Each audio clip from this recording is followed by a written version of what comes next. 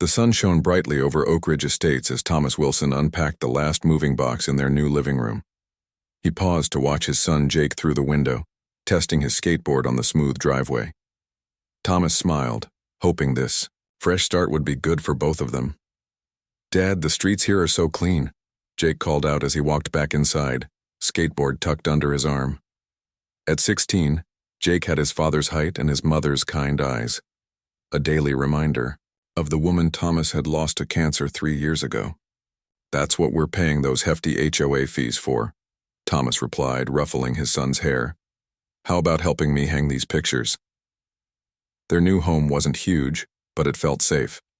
The gated community with its perfectly trimmed hedges and neighborhood watch signs had been a major selling point. After what happened at their old apartment, a break-in that left Jake too scared to sleep alone for weeks, Thomas was willing to put up with strict rules if it meant peace of mind. Over dinner that night, they reviewed the thick packet of community guidelines the Welcome Committee had dropped off. "No skateboarding in common areas?" Jake groaned, pointing at page 12. "Where am I supposed to practice?" "There's a skate park about 3 miles away," Thomas said, trying to sound encouraging. "We can check it out this weekend." That first month was all about settling in. Thomas threw himself into his work-from-home accounting job while Jake started at his new school.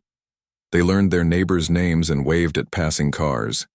Thomas even joined the community Facebook group, where most posts were complaints about improperly stored trash cans or unofficial paint colors. One evening, Thomas found a notice taped to their front door. It warned about youth loitering near the community mailboxes. "That wasn't loitering," Jake protested when Thomas mentioned it. "I was just waiting for Alex to come out so we could walk to the bus stop together." Thomas frowned. "Just be careful." "Okay, let's not make waves yet." But more notices followed. One about Jake's basketball hoop, apparently visible from the street, a violation of Section 7.3. Another about Thomas parking his work truck in the driveway overnight. Commercial vehicles. Needed garage storage per Section 9.1. "Maybe we should go to the next HOA meeting," Thomas suggested after their third warning. "Get to know the board members." The meeting was held in the small community center. Thomas immediately noticed Eleanor Kensington, the HOA president, with her perfectly styled gray hair and clipboard full of violation notices. She spoke about property values and community standards while staring directly at the newer homeowners. On their walk home, Jake kicked a stone along the sidewalk. "I don't think she likes us much." "She doesn't know us," Thomas replied, though he privately agreed. "We just need time to fit in." But fitting in proved harder than expected. Thomas caught whispers at the mailbox about that single father and the skateboarding kid. He tried to brush it off, reminding himself why they'd moved here. Safety, stability, a chance to rebuild. What Thomas didn't know then, as they walked home under the streetlights of their seemingly perfect neighborhood, was how quickly their new beginning would turn into a nightmare, one that would start with his son's skateboard and end with sirens, cell phone videos, and a community forever changed. The trouble started small, like most big problems do. Jake kept his skateboard in the garage now, careful to only use it outside the neighborhood. But teenage boys need to move, and the perfectly flat parking lot behind the community center looked so empty on weekday afternoons. Just 15 minutes, Jake would tell himself as he practiced kickflips when no cars were around. He was always careful to leave before anyone noticed. Thomas noticed his son seemed happier those days, coming home with that tired, satisfied look athletes get after good practice. He assumed Jake was using the skate park miles away, never suspecting his son had found a secret spot closer to home. The Wilson family settled into a routine. Thomas worked, Jake went to school, and they ordered pizza every Friday night. 3 months into living at Oak Ridge Estates, they almost felt like they belonged. Almost. "Did you see this?" Thomas asked one evening, showing Jake an email from the HOA. The subject line read, "Increased security measures." Jake skimmed it quickly. "They hired real security guards? Isn't this place safe already?" "Apparently someone reported suspicious teenagers hanging around," Thomas said, frowning at the screen. The board voted to bring in a private security company. Within days, a black SUV with Oak Ridge Security painted on the sides appeared. slowly patrolling the winding streets. The driver, a broad-shouldered man named Franklin Rivers, wore a uniform that looked almost like a police officer's if you didn't look too closely. At the grocery store, Thomas overheard two neighbors talking about the new head of security. "Rivers used to be a real cop," one woman whispered. "Got forced out of the department.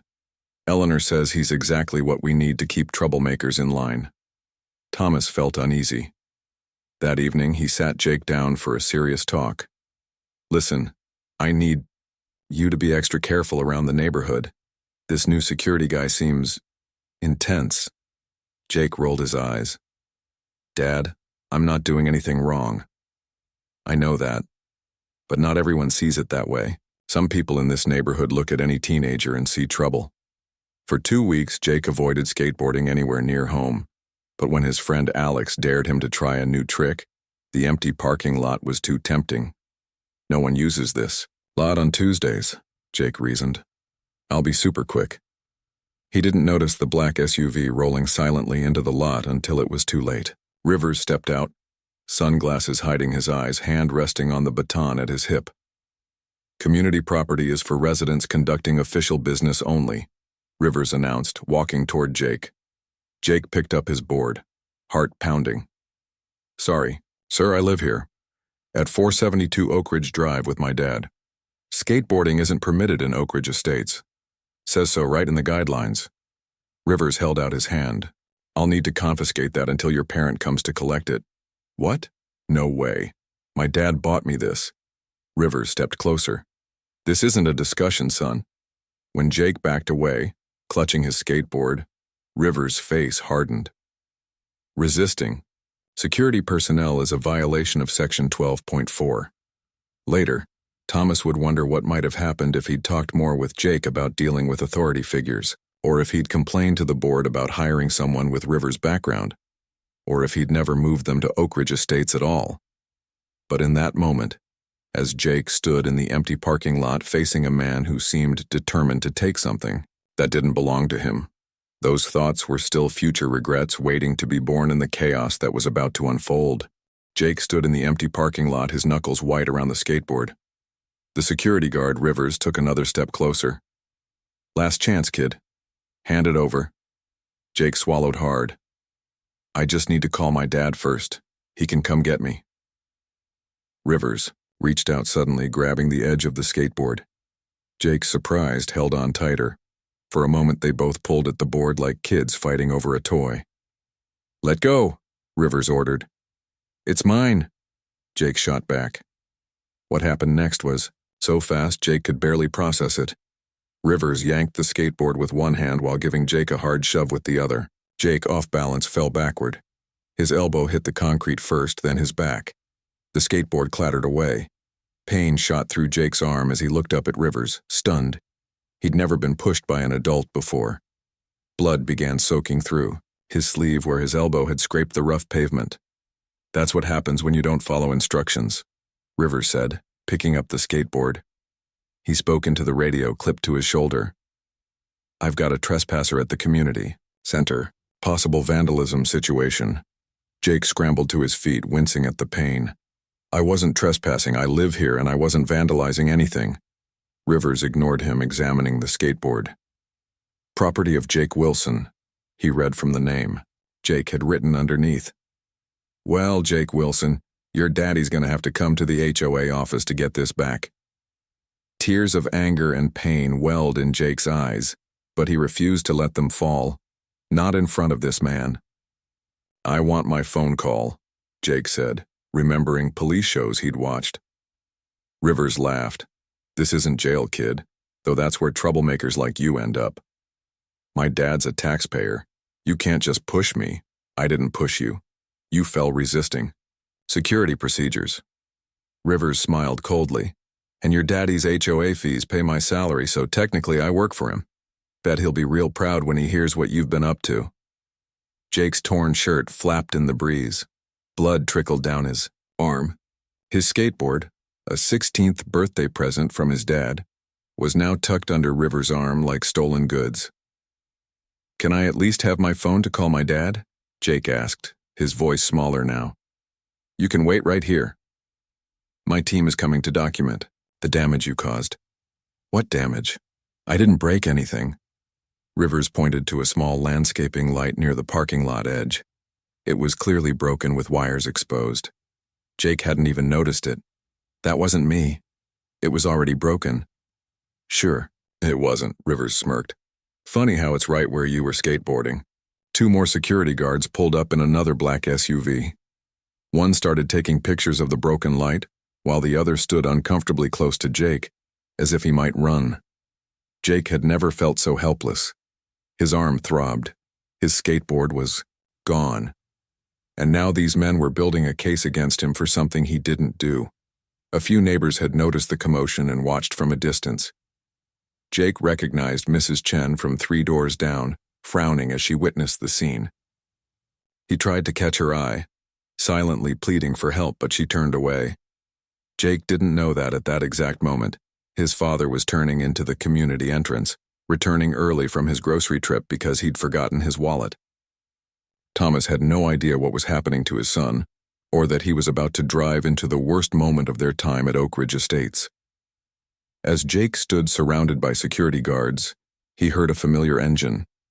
His dad's truck appeared at the parking lot entrance, and for the first time since Rivers had pushed him, Jake felt hope. Thomas Wilson slammed on his brakes when he spotted his son standing in the parking lot surrounded by security guards. Something about the scene felt wrong immediately. Jake's posture, the way the guards crowded around him, the skateboard in Rivers' hands instead of Jake's. Thomas parked haphazardly and jumped out of his truck, grocery list forgotten. "Jake, what's going on here?" Thomas called out, jogging toward the group. Relief washed over Jake's face. "Dad." As Thomas got closer, his worry turned to anger. Jake's sleeve was torn and bloodied. His son's face was pale, his eyes wide with what Thomas recognized as fear. "What happened to your arm?" Thomas demanded, reaching for his son. Rivers stepped between them. "Sir, your son was caught vandalizing community property. We're handling the situation according to HOA guidelines." Thomas ignored him, moving around to examine Jake's injury. "You're bleeding. Who did this to you?" "He pushed me," Jake said, pointing at Rivers. "I fell and hit my elbow, and he took my skateboard." Rivers cleared his throat. The young man was trespassing in a restricted area and refused to cooperate with security personnel. Thomas looked around at the empty parking lot. "This is restricted? There's not even a sign." Section 14.2 of the community guidelines clearly states that recreational activities are prohibited in all common areas, except designated recreation zones, Rivers recited, as if reading from a memorized script. Thomas felt his temper rising, but forced himself to stay calm. "My son is injured. I'm taking him home now." "I'm afraid we need to complete our incident report first," Rivers said, nodding to one of the other guards who pulled out a clipboard. "Your son damaged community property. There will be fines." Thomas looked at the small broken light that the second guard was photographing. "Jake, did you break that?" "No. It was already broken when I got here." "I swear." Thomas believed his son. Jake had many typical teenage flaws, but lying wasn't one of them. "We're leaving now," Thomas stated firmly. "You can mail me whatever paperwork you need, and I want my son's skateboard back." Rivers' face hardened. "The skateboard has been confiscated as evidence. You can appeal to the board for its return." At next month's meeting, Thomas stepped forward, his patience gone. "That's my property. You have no right." "Sir, if you continue to interfere with security operations, we'll have to report that as well." Rivers put his hand on Thomas's chest, pushing him back slightly. The touch was light, but it was enough. Thomas felt 16 years of protecting his son, 3 years of being both mother and father, and 3 months of HOA harassment boil over. "Take your hand off me," Thomas said, his voice dangerously quiet, "and give me my son's skateboard now." People were gathering now. Mrs. Chen had been joined by the Johnson family from across the street. Someone was filming with a phone. Thomas heard whispers but couldn't make out the words. Rivers seemed to enjoy the audience. He straightened his security uniform and spoke loudly. "This is exactly the kind of disrespect for rules that we've been hired to address. Your son trespassed, vandalized property, And now you're threatening security personnel. I never threatened anyone, Thomas replied, aware of the growing crowd. And neither did my son. One of the other guards, younger and clearly uncomfortable, stepped forward. Sir, maybe we should... Rivers cut him off. Stay in position, Lee. Thomas put his arm around Jake's shoulders. We're going home to clean up that wound. If you want to discuss this further, you can call me. He turned to lead Jake away. Rivers grabbed Thomas's arm. You don't leave until I say you can leave. The crowd gasped. Even Rivers' fellow guards looked surprised. Thomas stared at the hand gripping his arm, then at Rivers' face. Seeing something there he recognized from his years working in rough neighborhoods. A man who enjoyed power too, much. No one noticed the plain-clothed man who had joined the edge of the crowd, watching everything with narrowed eyes. No one knew that Sheriff Michael Reeves had come to visit his sister for lunch, or that he was about to change everything. Sheriff Michael Reeves had only meant to have a quick lunch with his sister Linda. He'd parked his personal car, not his patrol vehicle, in the visitor's space, and was walking toward her house when he noticed the commotion in the community center parking lot. Michael paused, his law enforcement instincts kicking in. Something wasn't right. A teenager with a bloody arm. A man who looked like a father, clearly upset. 3 men in uniforms that resembled police gear but weren't quite right. What's going on over there? He asked an older woman who was watching. From the sidewalk. Security's dealing with a troublemaker, she replied without looking at him. They caught that Wilson boy skateboarding again. Michael frowned. As he moved closer, he could hear the conversation more clearly. Let go of my arm, Thomas was saying, his voice tense but controlled. You have no legal right to detain us. The security guard, Rivers, though Michael didn't know his name yet, tightened his grip. I have every right. The HOA bylaws give security personnel full authority to enforce community regulations. Michael slipped through the growing crowd, observing carefully. The security guard's stance was aggressive, his hand positioned too close to his belt where what looked like a taser was holstered. The teenager was injured and frightened. The father was trying to stay calm but clearly at his breaking point. Years of police training told Michael this situation was about to escalate dangerously. I know my rights, Thomas insisted. And my son needs medical attention. Rivers laughed. You'll leave when I'm satisfied you understand the seriousness of these violations. Michael had heard enough. He stepped forward into the open space where everyone could see him. Excuse me, he said calmly. I couldn't help noticing there seems to be a problem here. All eyes turned to him. A middle-aged man in jeans and a button-down shirt, nothing special to look at. Rivers sized him up dismissively. This is a security matter, sir. Please step back. Michael didn't move. I'm concerned about that young man's injury. Has anyone offered him first aid? Thomas looked at Michael gratefully. Thank you. I've been trying to take my son home to clean his wound, but, sir, this doesn't concern you. Rivers interrupted, releasing Thomas's arm to step toward Michael. Return to your residence or visitors parking immediately. Michael smiled slightly. Actually, I think this does concern me. He reached into his back pocket and pulled out his wallet, flipping it open to reveal his sheriff's badge. Sheriff Michael Reeves, County Sheriff's Department. Mind telling me why you're preventing this man from seeking medical attention for his son? The crowd murmured in surprise. Rivers' face went blank for a moment, then reddened. Sheriff, we didn't know. I'm simply following HOA protocols for... I'm not interested in HOA protocols, Michael cut in, his voice still pleasant but carrying an unmistakable authority. I'm interested in why this young man is bleeding and why you appear to be physically detaining citizens against their will. The younger security guard, Lee, stepped away from his position. Sir, I mean Sheriff, the boy was skateboarding here. Mr. Rivers was confiscating his skateboard according to HOA rules when there was an incident. Michael nodded. And does your security training authorize you to use physical force to confiscate personal property? Rivers found his voice again. Sheriff, with all due respect, you're out of your jurisdiction. This is private property governed by... Let me stop you right there, Michael said, his smile gone. My jurisdiction covers this entire county, including every inch of Oak Ridge Estates, and nowhere in that jurisdiction can private security forcibly detain people or confiscate their property without legal authority, which you do not have. He turned to Thomas. Sir, do you want to file a complaint about your son's injury? Rivers stepped forward quickly. There's no need for that. We can resolve this internally through the HOA board. Michael ignored him, focusing on Thomas and Jake. What are your names?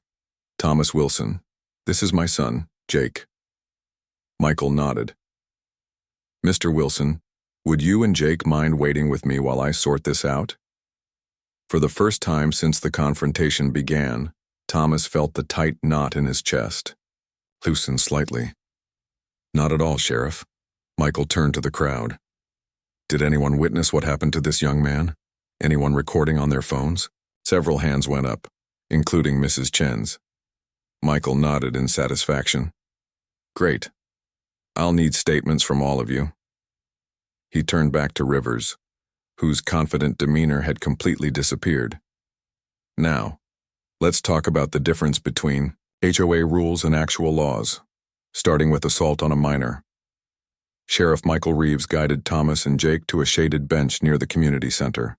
He gave Jake his clean handkerchief to press against the bleeding elbow while Thomas hovered nearby, still visibly upset.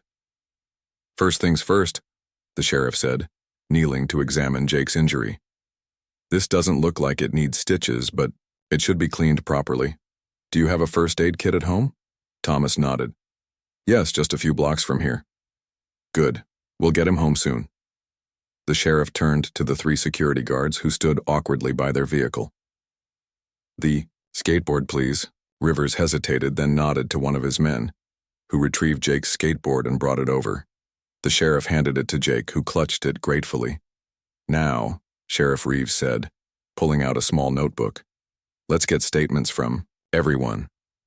Starting with you, Jake. Tell me exactly what happened, in your own words. Jake recounted the events, how he had been skateboarding, how Rivers had confronted him and demanded the board, and how the push had sent him crashing to the pavement. The sheriff wrote everything down, occasionally nodding. He called Mrs. Chen over, then a college student who had recorded part of the incident, and finally the younger security guard, Lee, who seemed increasingly uncomfortable as the questioning continued. Rivers paced near the security vehicle, making phone calls. A few minutes later, a silver luxury car pulled up, and Eleanor Kensington, the HOA president, emerged looking flustered. Sheriff Reeves, she said, approaching with an outstretched hand. I'm Eleanor Kensington, president of the Oak Ridge Estates Homeowners Association.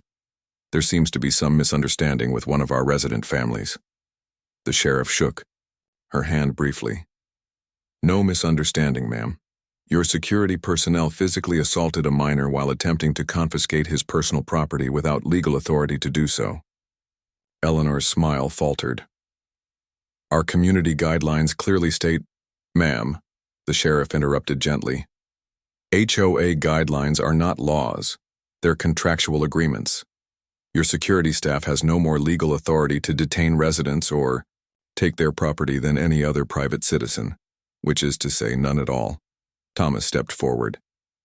My son has been bleeding for 20 minutes while your security guard tried to intimidate us. Eleanor's expression hardened. Mr. Wilson, your son has repeatedly violated our community standards. This incident would never have occurred if what? Thomas challenged.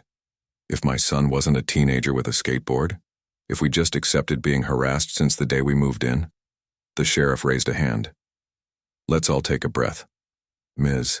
Kensington, I've gathered multiple witness statements and viewed video evidence that shows Mr. Rivers initiated physical contact with a minor, resulting in injury. That's assault regardless of any HOA guidelines. Eleanor blanched. Surely we can handle this internally. The community has procedures for... This isn't a matter for the HOA anymore, the sheriff said firmly. This is now a police matter. From the security vehicle, Rivers called out. I've contacted our legal team. They'll sort this out.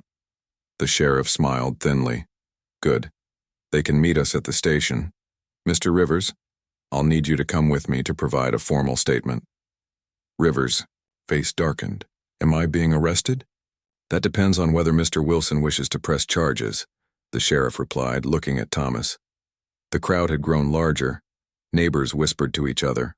Thomas felt dozens of eyes on him as he considered his options. "Dad," Jake said quietly, "I just want to go home." Thomas looked at his son's pale face, at the bloody handkerchief, at the skateboard clutched tightly against his chest. Then he looked at Rivers, whose arrogance had now been replaced with worry. "I want to press charges," Thomas said firmly, "not just for Jake, but to make sure this doesn't happen to anyone else's child." Eleanor stepped between them. "Mr. Wilson, please reconsider. This will cause terrible publicity for our community. Property values could be affected." The sheriff sighed. "Ms. Kensington, I suggest you worry less about property values and more about the safety of your residents, especially the younger ones."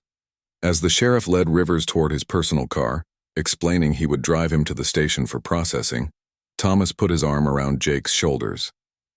"Let's get you home and patched up," he said softly. Jake looked up at his father. "Are we in trouble with the HOA now?" Thomas watched as neighbors approached them, not with judgment, but with concern and support. Mrs. Chen offered to bring dinner. Later, another neighbor, a retired nurse, offered to look at Jake's elbow. Someone else mentioned a community meeting to discuss security reforms. "No," Thomas replied, feeling something shoo. 3 months after the incident in the parking lot, Oak Ridge Estates felt like a different place. The community center, once just a meeting space for complaint-filled HOA gatherings, now hosted weekly events for residents of all ages. Today, it was filled with the sound of wheels rolling on smooth concrete. "Keep your knees bent, that's it," Jake called encouragingly to a 10-year-old boy who wobbled on a skateboard. 6 other kids waited their turn, helmets strapped tightly under their chins. Thomas watched from the sidelines, sipping coffee with Mrs. Chen and several other parents. The newly installed skating area, complete with small ramps and safety rails, had been Thomas's proposal to the new HOA board. To his surprise, it had passed unanimously. "Your son is good with the younger kids," Mrs. Chen remarked. "They look up to him." Thomas nodded proudly. It took him a while to want to skateboard in public. Again. Those first few weeks after everything happened were tough. The changes had come quickly after Sheriff Reeves filed his report. Rivers faced charges for assault and impersonating a law enforcement officer. His uniform and vehicle had been deliberately designed to confuse residents into thinking he had police authority. The security company's contract was terminated immediately. Eleanor Kensington resigned as HOA president a week later, after a recording of her telling Rivers to make examples of rule breakers went public. 4 other board members followed her. Out the door. The emergency community meeting that followed had been heated but productive.